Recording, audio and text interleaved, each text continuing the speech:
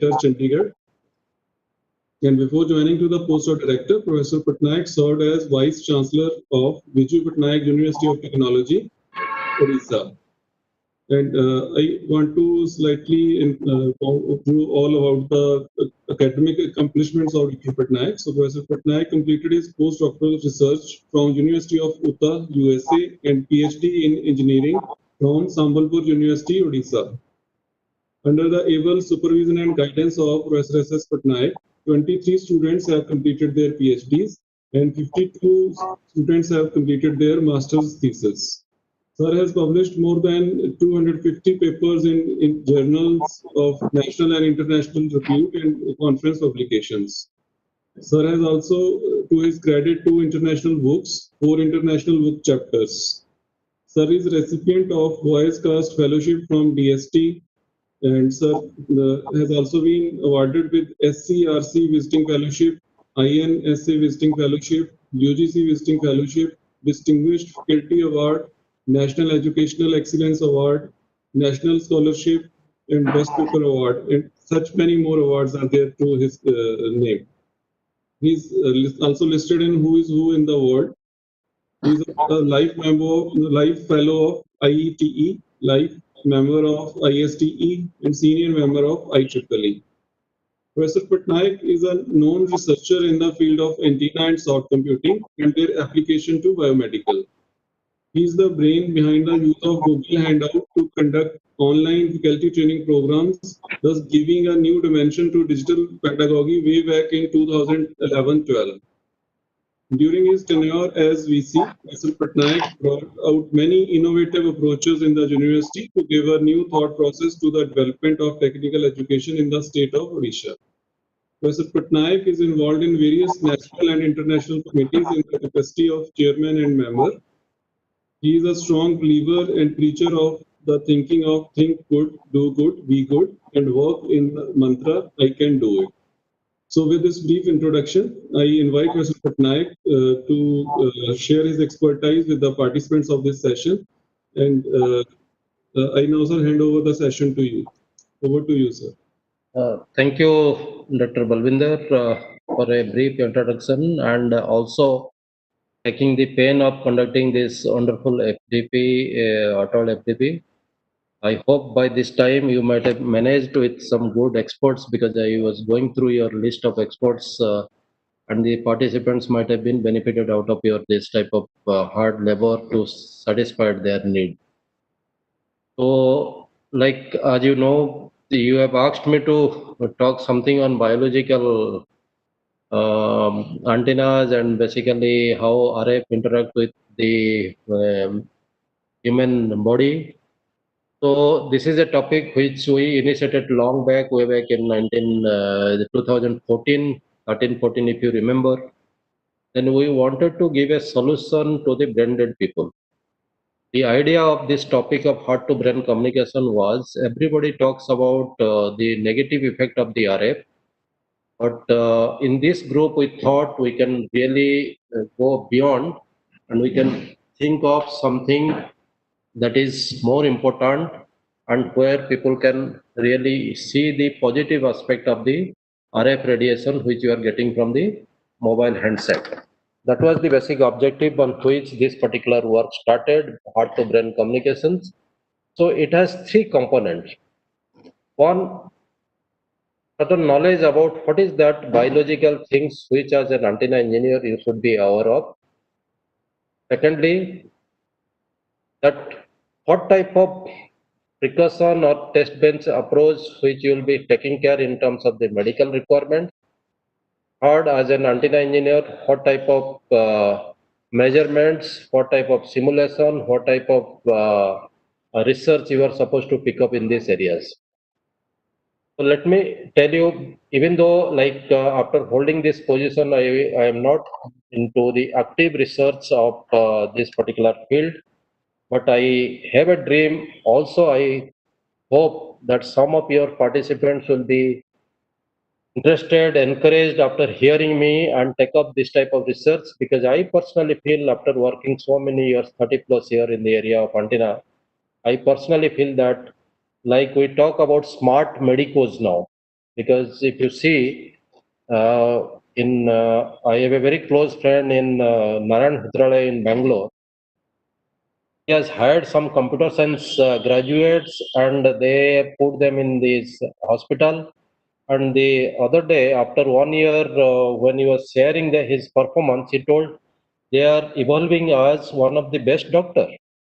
So that was a eye-opening for me, where he an engineer or the group of engineers, they are naming them as smart medicos, and they are telling that they are going to be a better doctors, because as you know, the data analytic, machine learning, these that the computer science graduate can do well and they can handle the things well. Maybe that is the way they are evolving themselves. So in my dream also, I sometimes think that you'll see that RF medicos, where we RF engineers or we antenna engineer can play a substantial role in helping the medical healthcare, and in that context, a lot of aggressive research is expected. I have medical experience because of two reasons. Because certain government of India projects on this cancer detection, breast cancer detection, early detection. That was those projects I used to handle. So that time I got fascinated towards working in the areas like how medical field can be benefited out of our expertise. So even though I started my career with medial antenna and those things, but practically when I started looking into the medical requirement, I got fascinated towards that, and I realized that this RF domain has lot of things to give to the medical science, medical community, and healthcare system can really improve if we antenna engineer, RF engineer come together and start giving some solution to in that respect. So then the interesting thing happened that I got the right kind of exposure in US when we started working with the biological tissues and interaction with the biological tissues. So when I talk biological tissues and interacting with biological tissue, when you do experiment, you don't put a human being to be directly exposed to the radiation. So what you do, you create this type of phantom models. And the phantom, if you see, this is experimental setup in an anechoic chamber. This phantom skull has the same electrical properties which our own skulls are having. Therefore, it is the electrical equivalent head of a human being. So similarly, the pink color which we see, that is the same electrical properties it is having what our soft tissue inside the ear we are having. So that means it represents also an equivalent electrical properties of the soft tissue which we are having in our head. So therefore, this represents a perfect electrical equivalent of the human head with whom our antenna interacts. Like when we put a mobile phone with our ear, it will have the same electrical effect what it is going to have here, because it is almost all equivalent in that respect. So that is the reason we look into this, and this type of experiments setup was there. If you see here, this is a phone which is going through their testing. And in the previous slides, if you see, basically this side, the antenna is not exposed. Antenna is here. If you see a small tip, I don't know whether you can see it or not. This antenna is here. So that means a signal is passing through the head to come to the transmitter. So it is like this. This is a receiver. So this is a transmitter now. So when the transmitter is transmitting, it is passing through the head. So therefore, how much absorption is there in the head can be studied. And also it is a stepper based turntable with a half degree movement. So that way, when it will rotate, it will give a right kind of radiation patterns from where you can really analyze the distance, the far field absorption characteristics of the antenna. But generally, when we talk about the absorption in the human head, the far field component is not taken. It is the near field component. Therefore, the term which is used is called specific absorption rate. The specific absorption rate, which is a very mandatory requirement, as you know, this particular. Sorry to sir, interrupt you, sir. There is sir one rectangular window coming on the screen. Can you minimize that window, sir? Maybe it might be video window. What is this? Sir, you can minimize. There is some window coming. Yes, sir. So this is grey colored window is coming. So you can minimize this window. So there will be yes. This is You can this is drag. what which you are telling. Yes, sir. Yes, sir. How So it is you done? can sir, now you can drag this window to one corner. And that's true. That is this is the window you are talking now. Yes, sir. Yes. So now it is visible. Yes, sir. Now it's visible. Yes. Thank Okay, you, sir. Thank you, sir. so basically what I was explaining you that when we talk about the deposition in the human head or any human organ in that matter, we talk in terms of SAR, the specific absorption rate. The specific absorption rate, if you see, it depends on three major components. One is the conductivity, then the peak field which is associated with the field which is giving you the exposure. So they are directly proportional to the conductivity and the peak field, inversely proportional to the density. So basically, if the radiation which is coming is intercepting a bigger object or the bigger organ, the deposition will be less in that because it will get distributed. So in that context, if you see the conductivity, density, and the peak field, they are the three turning factor for SAR. And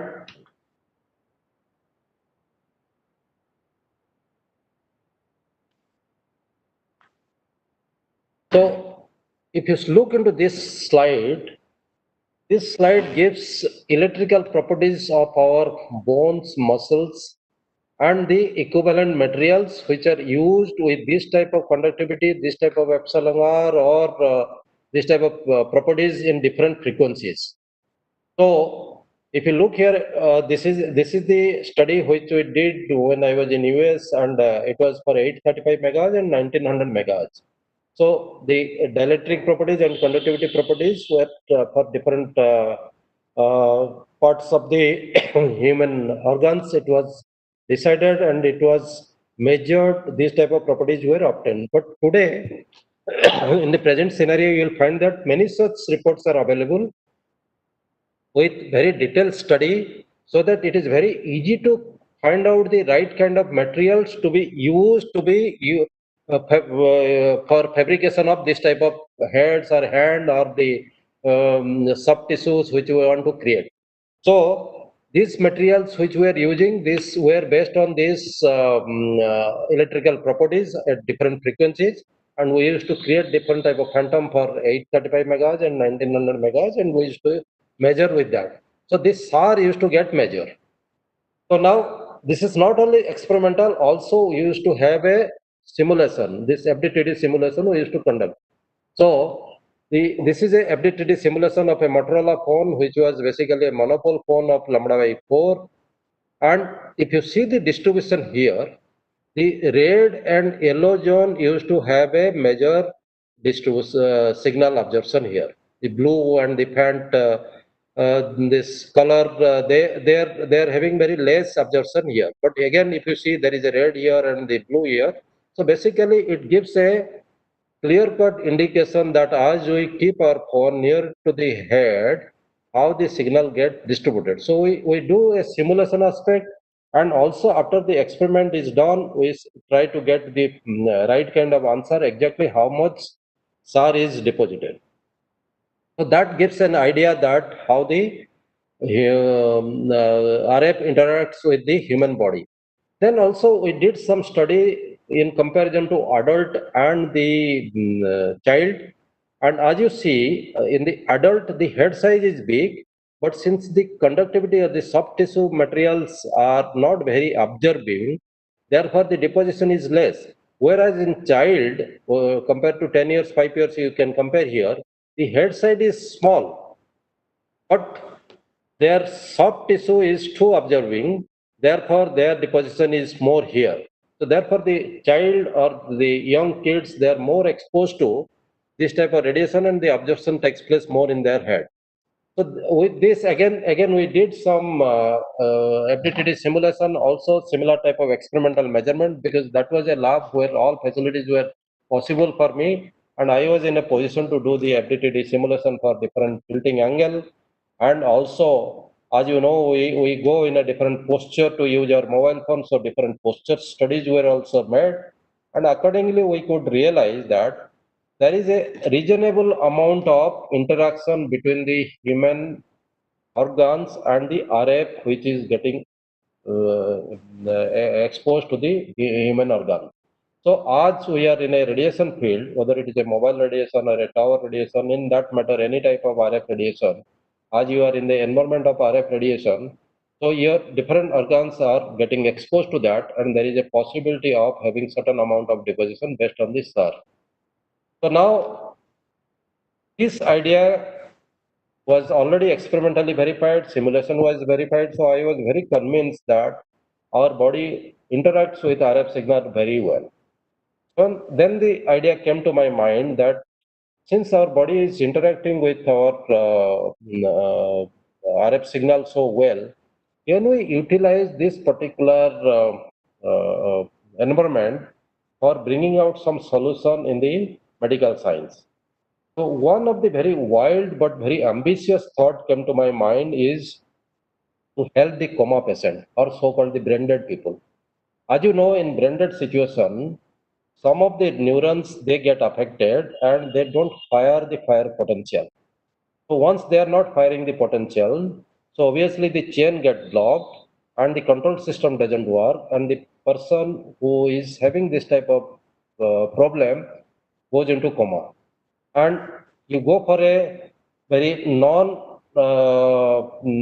calculative type of therapy where you use trial and error. Sometimes they come out of the coma and sometimes they don't, and ultimately there was no directly one-to-one type of therapy approach which can answer the question raised by the patient, like how can he come out of the coma. So when we started discussing that, then we also came across the requirement of the smart uniform. The smart uniform, or how to interact with the human body. This was in our mind. Then we started working with first area called the smart uniform, because ultimately we are thinking of putting the uniform to the patient so that he can be excited with this RF signal with this smart uniform. But while doing so, then we realized that the defense people also they are interested to have smart uniform where a lot of sensors communications takes place. Also, tracking is possible. So therefore, we started working in an area called wearable antennas.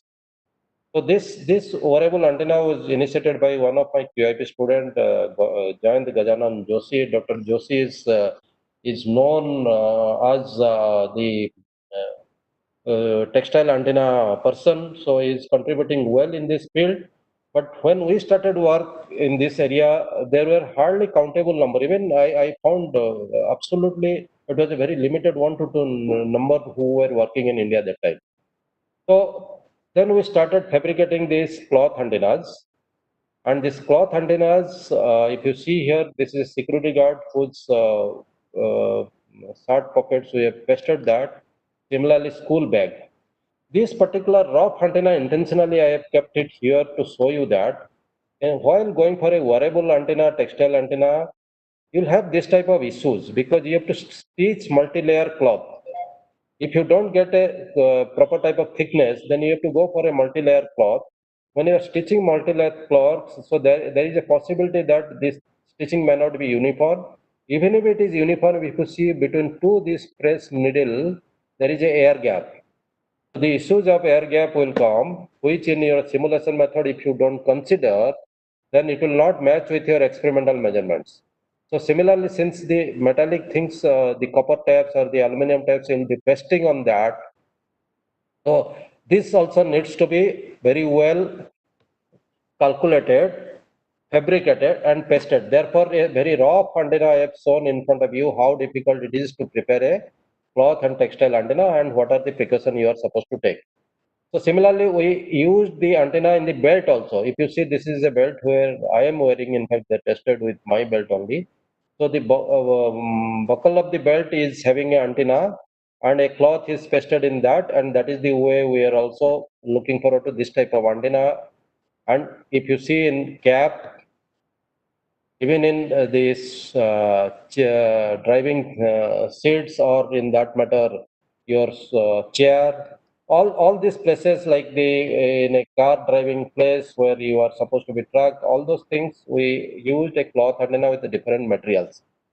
These materials we use pure cotton, sometimes polythene, sometimes poly type of materials. So multiple type of materials, varieties of materials were tried as substrate, and we could really generate good amount of database for the researchers that this is the way the material affects, because as you know, substrate, the shape in antenna, it is the material, it is playing with the material, it is playing with the properties of the material, it is playing with the shape of the geometry. So these are the permutation combination my students they did it, and we could generate a considerable of research paper in this area, giving an insight to the people who are working in the textile antenna. So how this textile antenna can be really useful in the medical scenario as well as in defense scenario. So now the cloth antennas are also prone to the bending, because you will be using it in the cloth. So the crease, blending, all those will come. So this was again a challenging factor to find out what are the bending effects on these cloth antennas. So when we started studying the bending effect, FDTD code actually is a very good source for analyzing all such things. So we wrote our own FDTD code. One of my student who is good at in FDTD code now, because in US I was working in this. So when I came back, Dr. Dhanbir Mandal, he did good work in FDTD simulation of this bending effect. So after that, we tried to fit that into a shoulder approach, thigh approach, and different type of such materials were taken, and the antenna is pasted on that.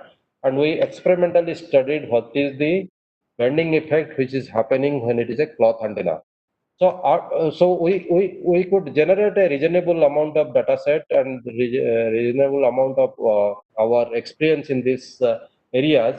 Then we have a fair knowledge how a cloth antenna can be used, fabricated, and what type of effects it will come, so that if it is being given to a patient or a defense person, those who are in the warfare, so how, what type of other type of these offshoot effects are supposed to come, that can be also analyzed.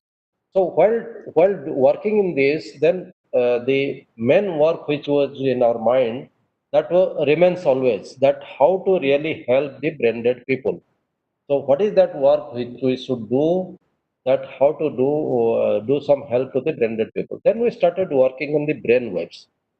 We started reading some literature on the brainwave. Then we came across basically the major four waves which I am talking here. If you see, the alpha is for relaxation, beta is for concentration, delta is for dreamless sleep, and theta is for dreaming sleep. So then when we started working on this, again we started reading more on this EEG signals, mainly confined to the brain part.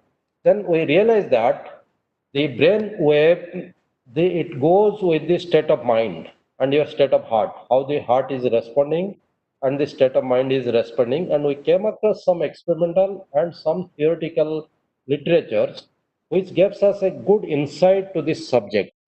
If you see here, this is a slide where it shows that if a person is in appreciation, then his heart rate is having a noiseless or more smooth distribution. Whereas if a person is put in the frustration, then his heart rate is going to lead to a noisy type of wave like this. So these were not our work. These were the works which, while searching for the solution for a coma patient through a RF technology, we came across many such literatures. So some of the literature I'm going to show you here, so that may be giving you a fair idea how the things were moving in this direction. So the appreciation state, the state of mind is talking in terms of a heart, and the heart response is shown here, and the both frustration and appreciation stage also is shown here.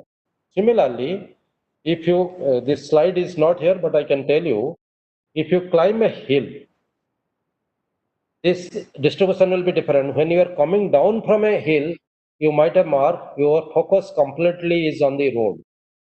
So you don't want to get slip. So therefore, your total focus while coming down a hill, you are on the road. Similarly, while driving a car, you'll find that your focus is on the road. So therefore, these two graphs also will almost all map. It will match each other. So those many such graphs we came across, experimental measurements we came across, then we found there is an interesting relationship. One such relationship, if you see here, it is our own performance, the respiration performance. The respiration performance, you people are very much aware that it controls our heart rate. That's why this Ramdev ji, he talks about your anulam vilayam. When you just go on doing this respiration control exercise, that takes care of the heart rate and ultimately your blood pressures readings are also taken care. So this is already there in the research papers. So the research papers are very well established in this direction. So these facts also we came across. Then we started thinking about how the brain activities is happening. So if you see the alpha activities of the brain, this is the baseline. That means when there is no, because if you see here, I show you that in terms of the heart rate, there was a frustration and appreciation approach. So therefore, this frustration appreciation approach, we wanted to see how it is affecting the different waves of the brain. So when we started searching for that, then as you know, alpha is a wave which is related to relaxation. So when we see that when a person is in a normal state, a normal alpha wave is getting generated, the distribution is like this. But after that, the person is uh, exposed to a lot of appreciation, like he got something for which parents are appreciating, his teachers are appreciating, the boss is appreciating. So like that, if the person is exposed to different type of appreciation, then if you see there is a change in the alpha wave and the appreciation state is getting distributed like this. So basically, if you look here, our baseline is completely getting changed and the line where it was completely blue is now covered with red. So that means the appreciation is alpha wave is in a position to really create a different type of state of situation in our neural system. So this already the frustration and appreciation has a link to the heart. At the same time, we are seeing that it is has an effect on the alpha wave. So it shows a relationship between the heart and alpha during the appreciation or the frustration stage. So similarly, when it was compared between female and male, then we found that the male case, this signal get distributed more towards the bottom part. Like if you see this side the ear, this is the mouth region. So nose, mouth regions are getting the signal starting from the ear, forehead. Whereas in female case, if you see, the total signal gets confined to the forehead regions. So that shows that even though both the people are getting the same type of appreciation, but the distributions are different. Therefore, when you come with a lot of some good news to your house, you'll see that your mother is too excited, where your father is unable to express his excitation because of this distribution, but he is also equally excited on your achievement. Therefore, it is not that he is not excited. It is because the distribution is such that he is unable to really express himself, but he is also excited that way. So therefore, this type of study gave us the ideas that there is a established relationship between heart and brain. And since we are searching for the solution to give a answer to the brain-dead people, then we started working that how to enter to the brain, even though it is a possibility to how to enter. So now to enter to the brain, then we realize that the heart is also showing some symptom and brain is also showing some symptom. That means there is some link between these two. Then we came across lot of literatures. After going through the lot of literature, we could realize that the heart and brain is a bidirectional communication.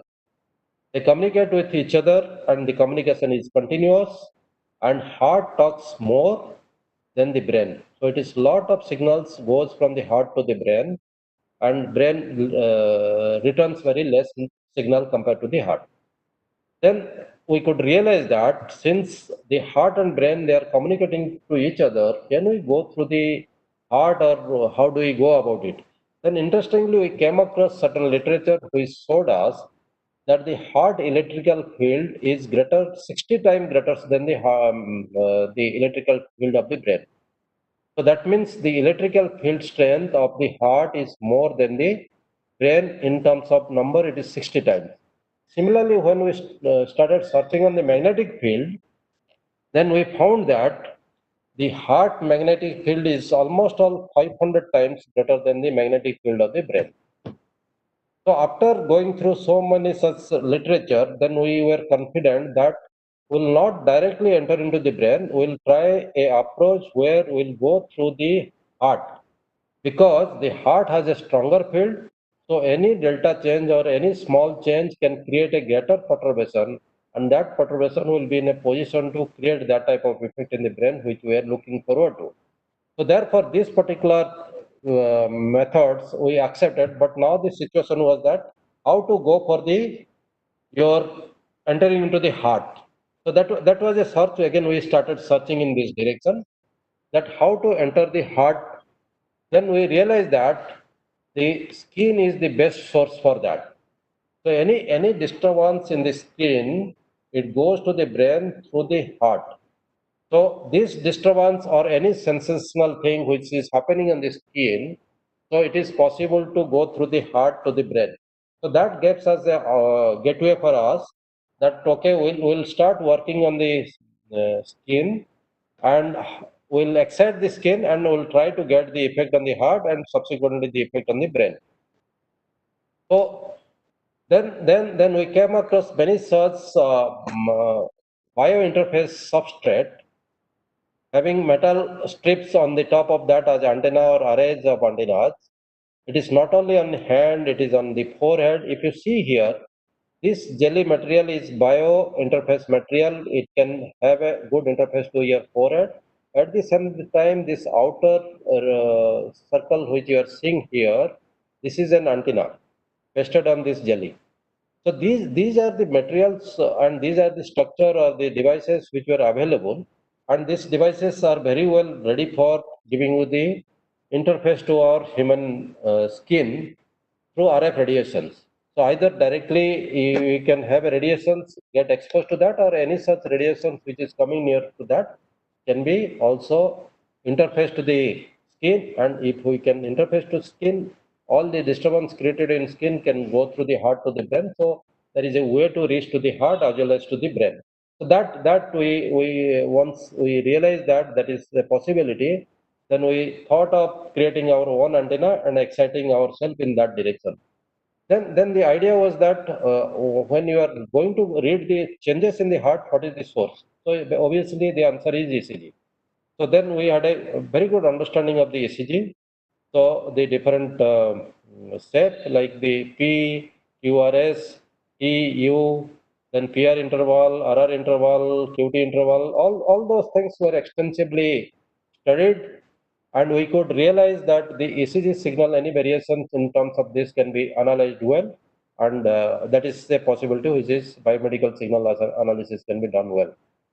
Then we started taking the measurements because we thought of like this that we will go for the individual measurements of the subject. So as a trial basis, we started the measurement.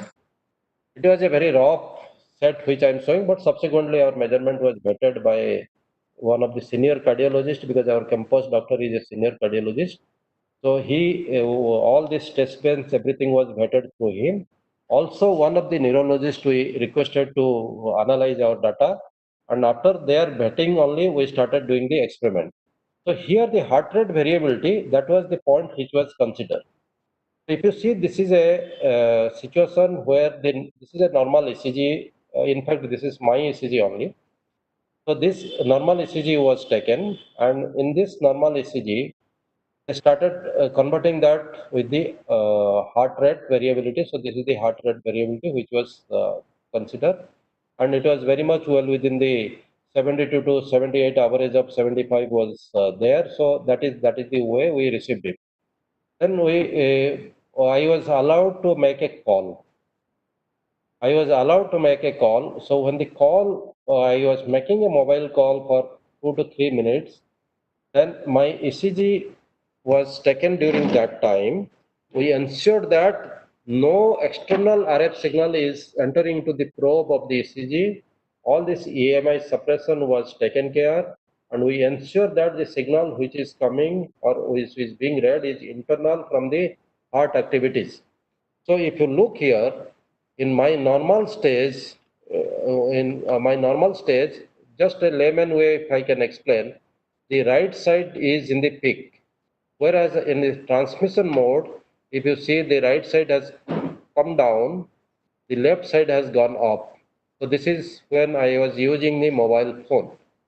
Then when I was receiving the mobile phone, it was again a different type of distribution. So this was a case of mine. When we took another subject, the subject who are more into concentration, doing meditation, their results are also different. If you see, this is a transmission mode of a person who was into meditation for quite a long time. And in this meditation mode, if you see the distributions were more centric rather than left and right upward. In transmission mode, so is the case in reception mode, almost all they are in the central zone. So there is a uniformity, better uniformity compared to the people who are not in the meditation. Then we came across another student's ECG, which was slightly different from the normal ECG. If you see the normal ECG graph, which I was showing you, if you see the QRS peak, this peak is bigger than the downward peak. So, whereas in this case, specifically for this student, if you see, the QRS peak was less, whereas the downward peak was slightly more. So, initially it was the thought process, maybe she is having some problem. But when we asked the doctor to see the ECG, then he clarified that this is absolutely normal and there is no issue in this. Sometimes it is like that only. So then the same subject was again also given the transmission approach, then the reception approach. You may see that they are getting a different type of wave in this type of situation. Then being a communication person, we are more interested towards the power spectral density. When we started taking the power spectral density of these ECGs and HRBs, then we started realizing that how the concentration is taking place in terms of PhD. So it is taken both in all the mode, normal transmission and reception. If you see here only you can see in transmission mode, this is the PhD. When it is reception mode, the PhD is distributed. The peak has changed and it has come to this place. So basically, the energy level distribution also was analyzed, and we could see that these ECGs are getting changed, and when we are going for the transmission stage, normal stage, and in that matter, your reception stage. Then we took some ECG of certain students who were more prone to the exposure, like they were continuously making their call. That very well from this reading you can see, and also the HRB average, if you take the HRB average is much above than the normal one. If you see their HRB average was almost on 94, 95, like that, it was coming like this. So that also gave an idea to us that when a student is more exposed to the mobile phone, their HRB situation changes. So this is the way, like the transmission mode. If you see again, it is very high. Recession mode also is very high. So like that, and also we took different type of postural studies, standing posture, then your sleeping posture, then sitting posture, different type of postural studies, so that we can get a fair idea about how the radiations are getting interacted with the ECG signal. So if you look here, different type of stage of studies we did, and this if you see that time when we were recording this 2G, 3G, and 2G transmission, 2G reception, 3G transmission, 3G reception, and the ideal. Ideal means when the mobile phone is ideally not used for reception or transmission, but is kept. So that is the way the readings ECG analysis of the certain channels, different type of channels. We really created a lot of database only because of the paucity of the time. I'm giving you the only limited information here. Then the error interval studies were also done in different stages. Linear, non-linear parameters were considered. If you see here, even we have not only frequency band, even the sympathetic vagal balance, then the bits per minute, minima, maxima, skew, delta, everything, all possible results were analyzed. We wanted to see how every components are getting changed when this we are changing from transmission to receptions like that. This change, if you see a BPM, 89 to 86, maybe a small change, but again 2G, 3G, it is different. In 2G, it is 89, whereas 3G, it is 93, whereas reception doesn't get changed. So that many such interesting situation when it is ideal, it is 79. So almost a 10 difference compared to, or more than 10 difference compared to your ideal situation came. So like that, many such analysis we did in component wise. Some components got extensively giving us a very good variations, but again, it was not that uniform. So therefore, that was the situation that how to analyze that. Then we could find out some clue and keeping certain parameters as reference. Then we started working on that.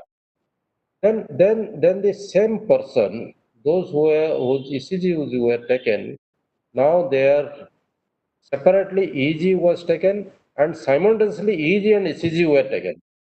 So it started giving individual table for ECG, individual table for EG. Then after that, simultaneously EG and ECG. So this is a 19 electrode EG system which we have in this institute. So we use that, and the person was asked to close the eyes. So it is basically the eye blinking noise is avoided, and the EG recordings were drawn. The EEG trace were also collected for various stages. If you see here, now this person has been allowed to make a call, and his ECG and EEGs are simultaneously taken. Basically, if you see, they are the leg node and the hand nodes were used for this purpose. So the EEG, ECG simultaneously was taken. So is the case for this type of subject. If you see, this is without any action, this is with action. So many such around 75 subjects database we created, and we started getting this type of stress. After getting this stress, then the job was to expand this interval. For that, we wanted to have different type of filters and also the samplings. So this was basically a trial and error to get the best out of this thing. So if you see here, this same person, the transmission is 3G transmission. Here also 3G transmission. This is the ECG signal. This is the EEG signal. So basically, it is the EEG and ECG simultaneously when it is taken. This is the database over the same interval sample, keeping all intact. We started collecting the window in such a way that we are in a position to create a mapping between the ECG and EEG. So the idea was that, as already I've told you, we have a QRS, you have P, T, U. So therefore, we wanted how P is affecting, what is QRS is affecting, what is error interval, how it is affecting, how this T wave is affecting. All those things were component wise, ECG component wise, we started mapping with the EG. So therefore, this type of filtering approach and also the filter specifications were chosen. There is no direct theory for that, but it is a trial and error where you are getting the best result out of that. So we started creating ECG filter for ourselves, EEG filter for ourselves. So certain specification we have mentioned here for the participants so that they can understand how the things are being analyzed and how the filters windows are created for that. So similarly, like different type of after creating different type of filter, if you see here, this is a P wave 2G reception. This is a QRS wave 2G reception. This is a T wave in 2G reception. So basically, as I told you, that we are very keen in this type of different component, extracted component of ECG signal, and simultaneously what is that EEG signal which we got, we wanted to map that. So that is the way we started working in these areas. And this is then as you know, in signal analysis, you have to go for different type of expansion, compression, these that to study the issues. So similarly, the corresponding EEG signals are also for 2G transmission, and its expanded version is shown. If you see the perennials and the central, this type of different node, 19 sensors are there. So C3, P3, C for central, perennial for P. So similarly, you see here alpha wave, beta wave, gamma wave. So different type of EEG waves are also considered. The same wave, alpha wave, beta wave, and gamma wave. Again, the mobile situation is 2G transmission mode. It is 2G transmission mode. Then the positions are same locations. How these different waves are really being captured, and these waves are how they are behaving. That is also being studied. So similarly, when we got this, then we realized that since there is a link between the ECG and EEG, then we went for the coherence analysis of this one. As you know, the coherence coefficient once you get, then if it is coherence coefficient of 1, then there is a better matching. Then, so basically you can really say that yes, it is a 1-1 map. So we started making this coherence analysis in such a way that ideal 2G reception, transmission, 3G reception, 3G transmission. So these are all different color combination. You can read that. I am intentionally keeping this slide for more hour for you. Then you have all the brain waves here corresponding P. This is the P waves corresponding brain wave. This is QRS waves corresponding brain wave. This is T wave corresponding brain wave. So basically, this is with reference to the ECG of T.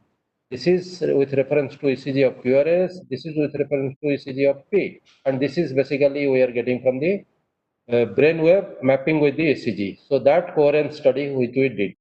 Then we found that we took a benchmark of like point 3, if I remember correctly. It is like a point. Yes, somewhere 50% of that. One was our the best matching situation. We took the 50% of that as our benchmark. Anything 50% above will be considered for this coherence study. So that is the way we started analyzing this. And if you see here, this is your frontal. Again, as you put different sensor at different points, so it is frontal, central, frontal, central. So similarly, different type of node positions and different type of mapping and coherence analysis are done. So this is like you have 19 sensors. Here also you have mainly the sensor which is giving you P, Q, R, S, T. So this is the way the matrix is generated, and we started creating a mapping between these two ECG and EEG signals. Then after having a considerable coherence study, this similar type of studies we did it for P301, all this sensor points. So I'll skip this one. So this shows that different type of locational studies and their coherence are analyzed with respect to this. Then after going through this type of coherence study, then we look forward to the HRB analysis. Because the HRB analysis is to be considered in two terms. One is linear, another is non-linear parameters, and also time domain, frequency domain analysis. And also QBS HRB version 2.0 was used for this analysis.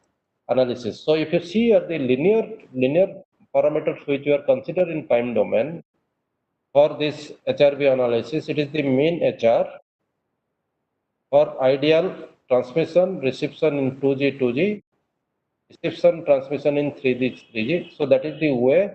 And the bits per minute, if you see BPM, this is the value which we are analyzing during that time. And you see that there is a visible variations may not be that large, but there is exist some visible variation. So here is also standard deviations. So these are the linear parameters in time domain we started taking. So like RR triangular index, if you see, this is again a linear parameter which was considered, and we started taking some frequency domain parameters also, like VLF band, very low frequency band, power in LF band.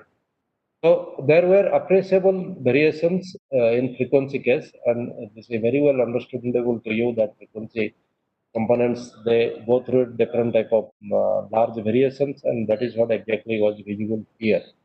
So along with the linear parameters, these parameters, the frequency parameters also were studied, and they were passing through HF band, VHF band. So like that, whatever is possible. Then we took LF and HF ratio, the Vagal, then sympathetic approach, sympathetic also was studied. This parameter was also considered. So these are all parameters which we are discussing now. Also, we consider parameters from the linear, non-linear side also. So from the nonlinear side, it was more interesting because subject like entropy, correlation, dimension, these were giving us a right kind of inside information about this particular subject. So, if you look here, this created a lot of database for everybody, because 75 subjects, and these subjects are going through this type of variations. So this started giving us a right kind of idea that how these things are getting changed. Like if you see, the standard deviations are also getting changed with compared to ideal situation. Sometimes it is lower, sometimes it is off. So this gives a fair idea of even the sample entropy study, sudden entropy, different type of entropies also were tried, and the study was very extensive and compressive one. So in terms of ECG, in terms of EEG, and in terms of its correlation analysis. We didn't stop there. We also created some statistical analysis, and in that statistical analysis, the teeth test was also done. And in the teeth test, the point which I was referring is that the 50%, like those, if you see here, this is 0.45. That is the type. So I think we consider 0.25 as our reference, and based on this 0.45 was considered as the areas, because we had certain variations which we could see. So that is the way the t-test was also studied. Then the horse exponent study was meant because the entropy studies were supposed to be analyzed. And if you see, these are the areas where the high value, low value distributions you can see here. So it clearly shows that as we get exposed, there is a high and low value distributions, and the distributions are different. Even approximate entropy study also, if you see, there is a different type of distribution. Horse experiment gave a different type of distribution. Similarly, we went for different type of power. Same both the tools were used for different type of powers. Approximate entropy as well as entropy was used, and we went for different type of wave power, that is the brain wave power. This is a delta power, this is a theta power, this is, if you see, this is alpha power, then beta, then gamma power. So we could see a visible variation, which we are seeing while taking the measurement. We could see there was a visible variation in alpha wave. That was also proved here. If you see the values, many of the regions we found there is a considerable change. That also happened with the delta, because delta is dreamless sleep. Whereas beta, theta, and gamma, they went through some changes, but in our experiment, from the monitor, from the visible thing, we are not really getting a large variation in these three waves. So therefore, our studies were confined to only these two two parameter. One is your alpha parameter, another is your delta parameter. So we get confined to these areas. Rest of these three were we slightly ignore them intentionally, because we are not having that type of low power amplifier to amplify and get the thing. And since it was a medical type of study, we didn't want to bring a lot of interface in between. So that is the way when we saw that there is a considerable change in value, and as per our test, it was validated that yes, it is the alpha wave and delta wave is passing through certain variations here. So in turns, actually, if I go on giving you this information, a lot of this information are available with us. Those who are interested to work in this area, if you see, there is a considerable link. If I conclude this particular approach, we could conclude this way that there is a link between the ECG and EEG wave, and the EEG wave, they are linked to each other. So if you bring variation in one, the another one gets affected by that. And there is also a different type of variation due to different type of operation like 2G, 3G transmission, we get different. Now, in due course of time, when you are coming for the 5G, 6G, we'll discuss that after this once I give a conclusion on this. Then there is a distinct change in terms of the heart rate was observed. Our calculation had given me the idea that yes, it gets deposited in our organs, body, and those things. But after this measurement, we could realize that this particular RF radiation will lead to a substantial changes in our heart rate. Also, the sympathetic, vagal, this type of changes are taking place. But due to this change, there is a considerable change in the brain wave, and the visible change were observed in waves like alpha and delta.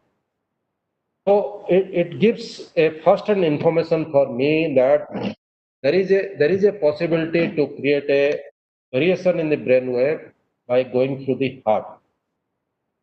How to really go for localized effect and creating that localized effect to the subject on object or the objective on which we started, that a coma patient will be benefited out of this, till that it is not answered.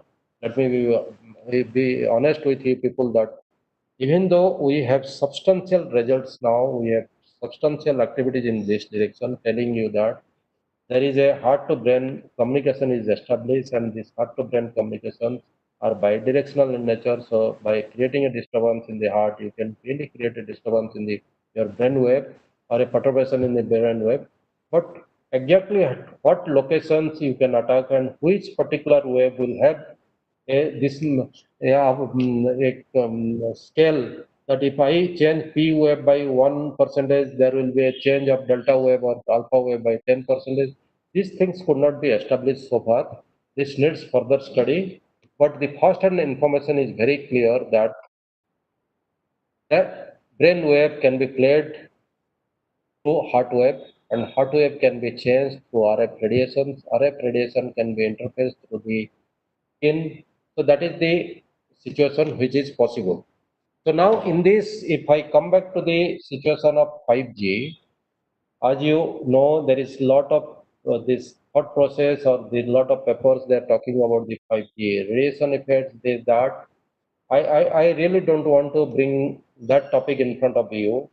I, as a person who was handled myself and I was working for the laboratory which was giving certification to big company like Motorola, AT&T, Mitsubishi, and to Nokia.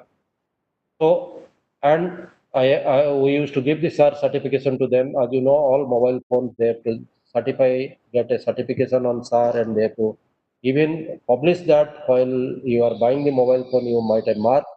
So, I am convinced, more than convinced, that the radiation do gets observed.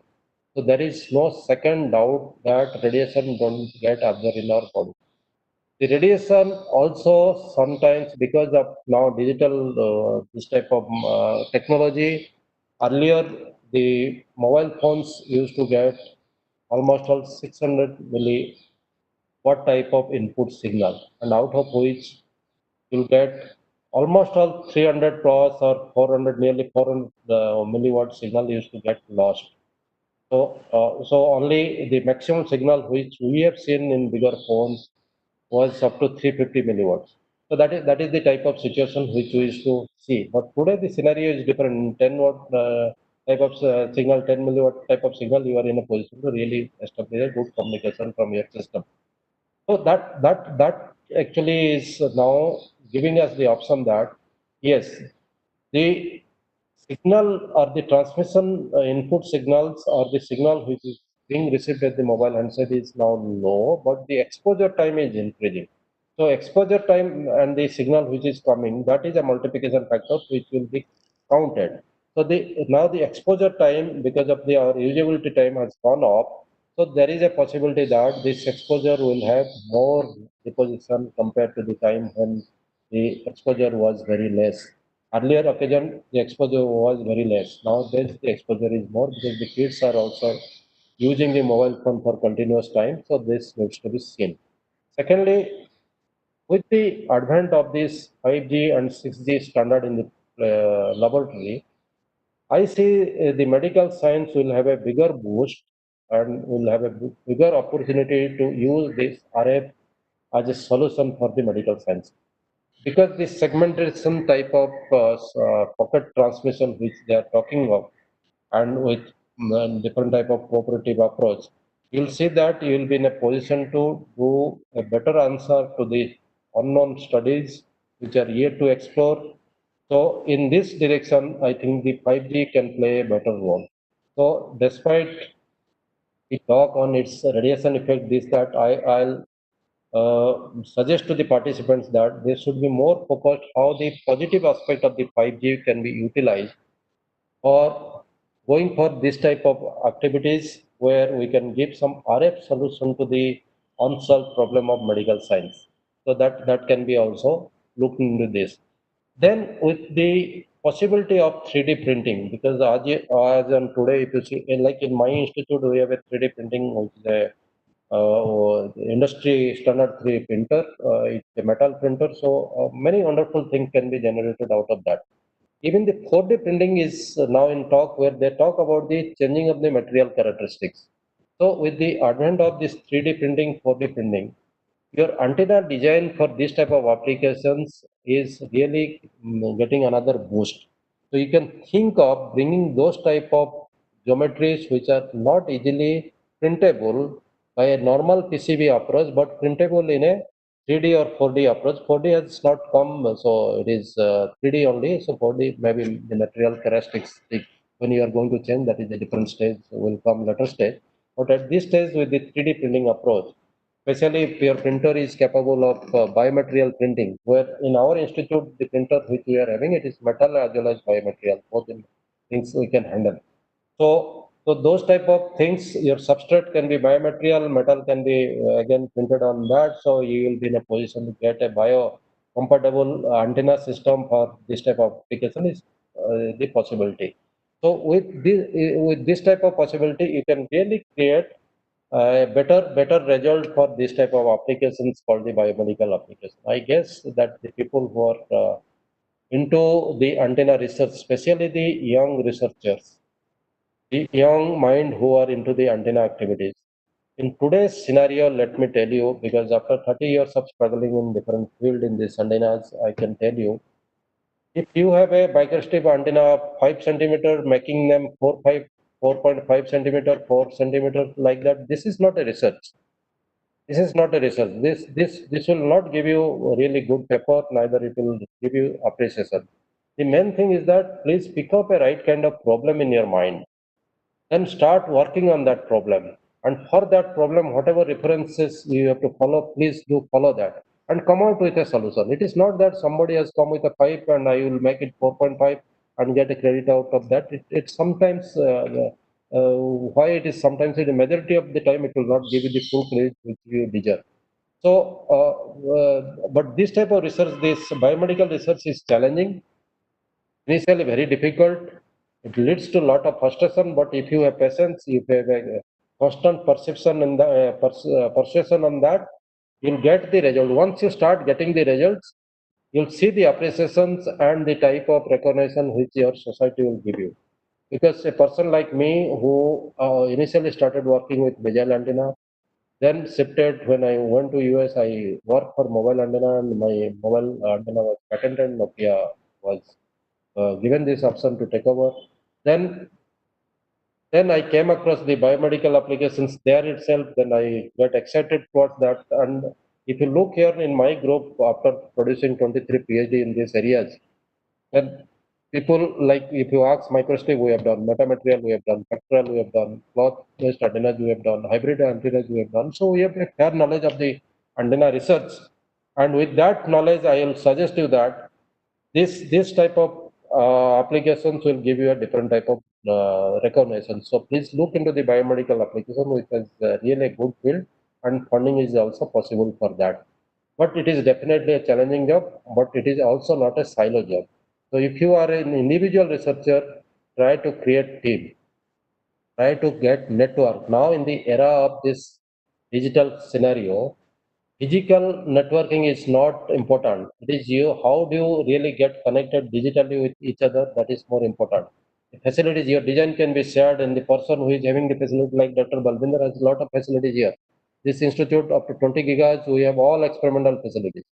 And now we have 3D printing and also like nanomaterial. As you know, different size of nano can lead to different type of nanomaterial. And bio nanomaterial, if you are really making a combination, here in this institute we have two wonderful researchers who are not only theoretical researchers, they are fabricators also. They are creating nanomaterials, they are studying the characteristics of nanomaterial, they are in a position to create those type of nanomaterials as per your requirement. So if these type of combinations are there, then basically your antenna research will get a different type of quantum job, because there is a group who is helping in material. There is a group who is going to give you a better printing and better fabrication of the antenna, and you are there already for analyzing things. So I personally feel that biomedical research has a lot of markets, lot of demands. Please see to this, and but this requires a lot of patience and a doctor combinations. You have to have a doctor combination with you, because the first reviewer remarks comes on this type of paper is that discuss elaborately about your experimental test bench. And when you are experimental test bench, you are explaining, they want that the doctors are involved to vet this test bench so that your measurements, whatever you are taking, is correct, medically correct. So that needs to be, the test bench is also a challenging thing which needs to be explained well. Secondly, what I understand, like the Atmanirbhar Bharat is now has opened up the floodgate for us, the antenna engineers. They can also do privately activities for the defense scenario. So the defense requiremments are enormous in terms of antenna, in terms of this type of applications. So you can think of really clubbing with those private companies which are looking forward to your support for giving solution to the defense player. So this is also a new strategy or steps which the country has taken. It has given the scope. So now it has been come out from purely from the government sector to also to the private sector to play.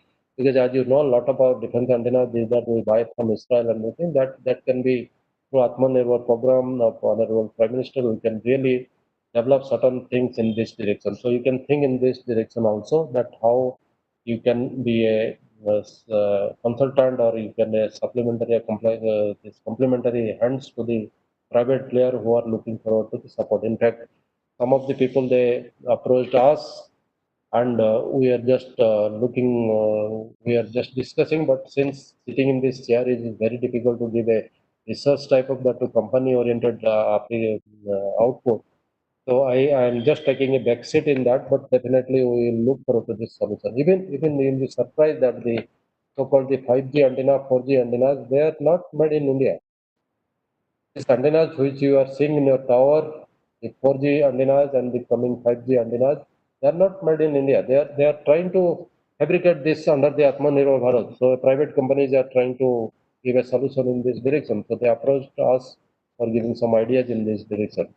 So that this particular subject, I'll tell you that it has lot of scope. Please look into this, and maybe you can think of how to enhance your knowledge in the biomedical application. And biomedical application is now very core to my heart, because I personally feel that this is a system level research. This is not antenna as a component.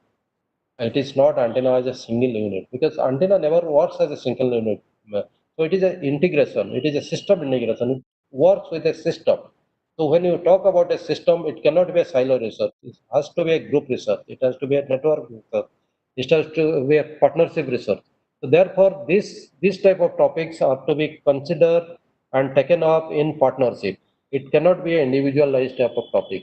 So that is the way I stop here, because yes, this is an area also needs a lot of soft computing approach, because your simulation needs lot of precision calculations, lot of precision optimization. So maybe your group, one group may be ready to help you in that respect. That whenever you are getting certain this type of variations, how various parameters can be used, because it is a multivariable, multidimensional optimization problem. So when you are trying to solve a multivariable, multidimensional optimization problem, then obviously optimization technique is a again need of the hour. So in this group also, in my group, we have not only confined to our conventional this optimization techniques like evolutionary optimization technique, we also created a optimization technique algorithm by ourselves. We developed a algorithm. The swine flu spread, which was happening in 2008, that particular scenario was picked up by one of my students.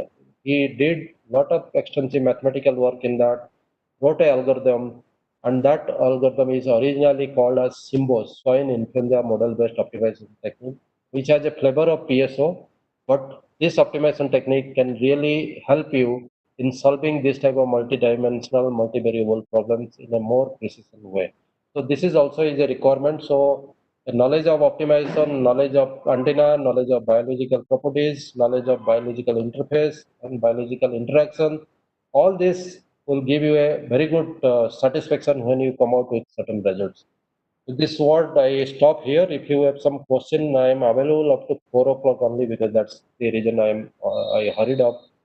After 4 o'clock, I am having a meeting, so I am available for another 12 minutes. If somebody is having a question, I'll be ready to answer that. Dr. Balvinder? And thank you very much, sir, for your thought-provoking lecture and very informative session which you conducted. You shared your expertise in different directions. So I am sure that participants will use your words and they will get directions while working in the areas of antennas as well as its interaction of electromagnetic field with various body parts, and also your suggestions and your guidance about working in the group. So that is, I think, also very important, as you have said, that nowadays it is not time to work individually, so we should work in team. So I'm sure that all the participants might have taken note of your suggestions, and they will be getting benefited by applying your guidance in the career and research. So thank you very much for finding time from your busiest schedule. As we can see that you are now also you are working in office. So your participants, Dr. Pattnaik was in meeting before the lecture, and even also after the lecture, he is going to another meeting. So this is the way that sir encourages us to work in different directions, and we are trying to prove ourselves. But sir is our real role model in our latest Chandigarh system. We are very lucky to have sir as our mentor and sir as our. No, that Thank you very much, sir. you say that's a part of the job, because I am part of the that chair also. So now the most importantly that the students, the participants may have some question, or maybe they can send the mail to you. You can Yes, sir. discuss with me, and also the people who are serious. As a director, I can give you that freedom. The the participants who are very serious and doing a serious research, then you can think of giving them the facilities which are available in this institute. Yes, After 20 gigahertz, you are having a wonderful situation. Just Balwinder, there is a call coming. Give me 1 minute. no problem. Okay. Okay, all the best. Class there. Bye. So what I was telling, that you can offer to the participants that look, the 3D printing which you are having, this is the only printer which the latest model which any academic institute is having in this country, even IIT Kanpur also. is not having this type of facilities, the 3D printing. That is what the mechanical engineering department told me when we purchased this. Yes. Similarly, the nano group which you are associated with now is a very strong nano group. So it can really take a jump in the multidisciplinary research. Thirdly, the type of facilities like the VNA, spectrum analyzer, power meter, you name anything in this line, signal generator, everything is with you. So 20 gigas measurement facilities is fully with you. And also, if somebody is good at FDTD, is fine. Otherwise, Dhanvir is there to help. He is also serving in nearby place, so anytime you can call him. So they can also get an input from the FDTD code, because I know ready-made code will not help. If you are going to do really a good research, to a certain extent the ready-made code will help. After that, it is your interface with your own code will help. So that needs to be also again addressed. So you can create a group out of this FDP, and you can really motivate them. This institute is supposed to do that service also. It is not only doing research for ourselves and in increasing our biodata profile, it is also to help others to grow and create their biodata also. So in that context, I would like to tell you that you have a dual role. You have a role to create a biodata for you or a profile for you for subsequent promotion in your career. But at the same time, you have a responsibility to see that the people who are associated with us, they get right kind of support and help from us so that they grow along with us. So that opportunity you can extend them. Yes, sir. Yes, sir. So, sir, I know that you are always encouraging group research, and now, as you have already said over this platform, that all participants are invited to work and to use network facilities. So, you can write a mail to me, or you can write a mail to director, sir. So, I will get that mail forwarded from sir. So, we can share our facilities for the research work which the candidates are doing. But as sir said, there should be that serious effort. So it should not be like for fun type of activity. So if the researchers are doing serious research and we are ready to share our facilities, as sir had said, so we are having many facilities, including 3D printing facilities also. So we are ready to work in different directions along with our mechanical department team, our applied science, material science teachers team. So all the participants Because are. this institute is also a QIP center of engineering colleges as well as QIP center for polytechnic. This is a Yes, rare opportunity. Like you can get QIP PhD student from polytechnic, you can get QIP PhD student from engineering. So those faculty also can come, join and do this type of experimental research here. So yes, that is a good opportunity for this institute to give them, and they can also enjoy those facilities here. And the type of facilities Chandigarh is having, it is really good. Maybe they are not very much about our institute, only training institute they know, but as a research, we do really good research here. And the type of facilities which are mechanical engineering, electronics, electrical, computer science, which all departments are now clubbed together the way we are having, they can take real advantage of this type of network departments here. yes, You people as coordinator must extend this type of information to them, and they can really try to take advantage of it. When we have spent so much of government money, let it be used by these people also. yes. So definitely, I will share a list of our facilities through mail also with all the participants. So, dear Can participants, I take leave now? yes, sir. Sir, thank you so much for sparing your valuable time with us. So, we really enjoyed your session. There were many materials. I today morning sitting, I just got short because schedule meeting. Even when you called, I was going through that. That's why I got delayed by 4 minutes. Then Uh, so now we have a minute.